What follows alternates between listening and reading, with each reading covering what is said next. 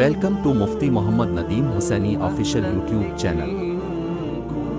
مفتی صاحب کے چینل کو سبسکرائب کریں تاکہ ہر آنے والی ویڈیو سے باخبر رہیں۔ ایاک نعبد و ایاک نستعین، اگر عربی گرامر کو دیکھا جائے، اصول اور قانون اور ضابطے کو دیکھا جائے تو ایاک نعبد و ایاک نستعین نہیں، بلکہ یہ جملہ اس طرح ہونا چاہیے تھا، نعبد کا و نستعین کا، اے اللہ ہم تیری عبادت کرتے ہیں، تجھ سے مدد مانگتے ہیں۔ نعبد کا یعنی کاف کا جو لفظ ہے، یہ کاف ضمیر کہا جاتا ہے اس کو، ٹھیک ہے، تو اس ضمیر کو بعد میں لایا جاتا ہے، اصول یہ ہے،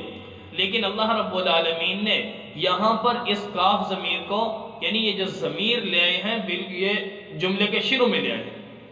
اس سے علماء کی زبان میں کہا جاتا ہے اس کو حصر، تاکہ حصر کا فائدہ حاصل ہو جائے۔ تو گویا اللہ رب العالمین نے جو جملہ ذکر اس طرح فرمایا ہے، ایاک نعبد و ایاک نستعین، تو اس میں حصر اس طرح پیدا ہوگی، حصر کا مطلب ہے تخصیص ہو جانا، ایک چیز ایک شخصیت کے ساتھ خاص ہو جانا۔ یعنی کیا مطلب بنا کہ اے اللہ ہم تیری ہی عبادت کرتے ہیں، اور اے اللہ ہم تجھ ہی سے مدد مانگتے ہیں۔ اگر جملہ اس طرح ہوتا نعبد کا و نستعین کا، عربی گرامر کو دیکھا جائے، پھر سمپل سا ترجمہ بننا تھا، کیا؟ اے اللہ ہم تیری عبادت کرتے ہیں،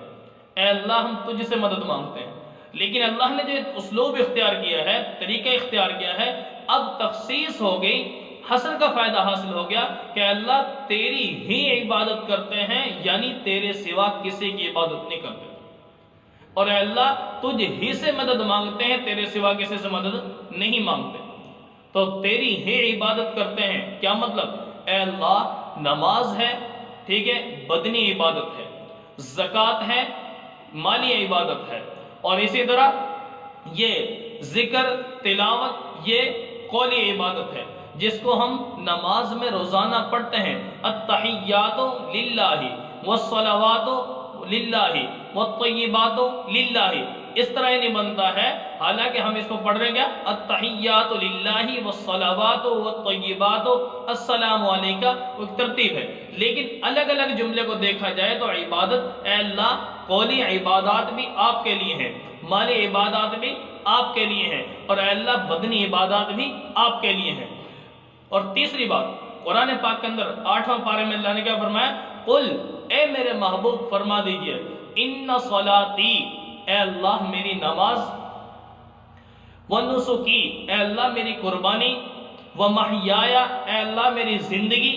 ومماتی، اے اللہ میری موت، للہ رب العالمین، اللہ تیرے لیے۔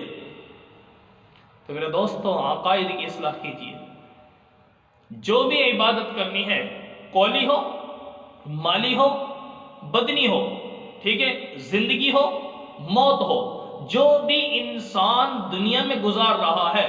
جس مقصد کے لیے بھی آیا، اللہ تعالیٰ نے صاف طور پر فرما دیا کہ بندو سب کچھ کرنا ہے تو میری ذات کے لیے کرنا ہے،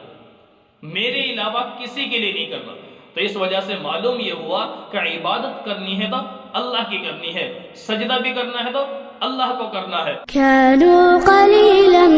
من الليل ما يهجعون